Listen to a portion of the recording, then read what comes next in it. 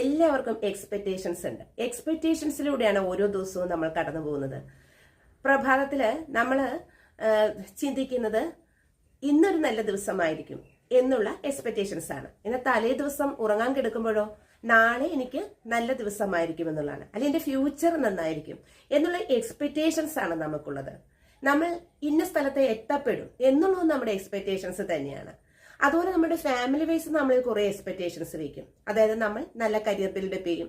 ഒരുപക്ഷെ നമ്മൾ ഡോക്ടർ ആവാം, എഞ്ചിനീയർ ആവാം, അഡ്വക്കേറ്റ് ആവാം, സമൂഹത്തിൽ ഏറ്റവും വിലയുള്ള ടീച്ചേഴ്സ് ആവാം എന്നെല്ലാം നമ്മളെ ഫാമിലി നമ്മൾ എക്സ്പെക്ടേഷൻ വയ്ക്കും.